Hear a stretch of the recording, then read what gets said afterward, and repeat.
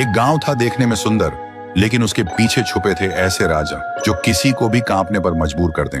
उस गांव का नाम था ढोलपुर, जहां के लोग कहते थे कि आधी रात को अगर तुम्हें ढोलक की आवाज सुनाई दे तो समझ लेना कि थुंग थुंग आ गया है। थुंग थुंग कोई आम इंसान नहीं था। उसके चेहरे पर अजीब सी मुस्कान, आंखें बड़ी बड़ी जिन्हें देखकर कोई भी डर जाए, और हाथ में एक पुरानी ढोलक। रात के ठीक 2 बजे वो गांव की गलियों में घूमता और अपनी ढोलक बजाता। आवाज सीधी कानों से दिल तक उतर जाती, धीमी, डरावनी और लगातार। गांव के लोग ढोलक की आवाज सुनकर कांपने लगते, क्योंकि जिस घर के सामने वो रुककर ढोलक बजाता, उस घर के लोग अगले दिन कोई बीमार पड़ जाते या किसी की मौत हो जाती। फिर एक रात गांव का एक लड़का रघु सो रहा था, तभी ढोलक बजने लगी। ढोलक की आवाज से उसकी नींद टूट गई। वो गुस्से से हिम्मत जुटाकर उसके पास गया।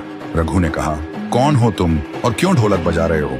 वैसे ही ढोलक बजनी बंद हो गई। थुंग थुंग धीरे धीरे मुड़ा। रघु ने देखा उसके चेहरे से सैकड़ों चीखों की आवाज निकल रही थी, लेकिन तभी फिर से ढोलक अपने आप बजने लगी। और उसके बाद से रघु को किसी ने गांव में कभी नहीं देखा। गांव में और भी डर फैल गया।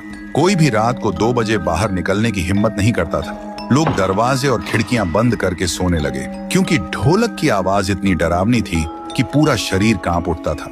उसी गांव में एक लड़की थी, गौरी। उसका भाई रघु ही था। उसने कसम खाई थी, मैं पता लगाऊंगी कि मेरे भाई को थुंग थुंग कहाँ ले गया।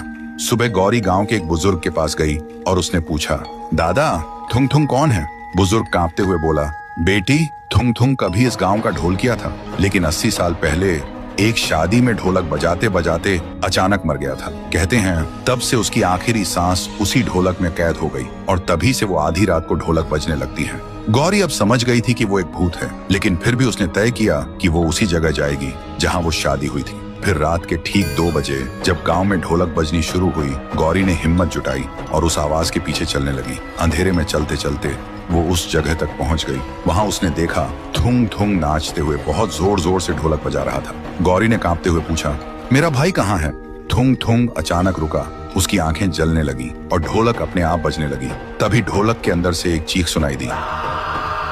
गौरी डर से भागने लगी। तभी एक आवाज आई, दीदी। गौरी रुक गई और पीछे मुड़ी। उसने देखा रघु और थुंग थुंग एक साथ खड़े थे, लेकिन वो अब इंसान नहीं था। उसका चेहरा अजीब और आंखें लाल हो चुकी थी। रघु ने धीरे से कहा, दीदी, अब मैं भी थुंग थुंग का हिस्सा हूँ और अगला नंबर तुम्हारा है।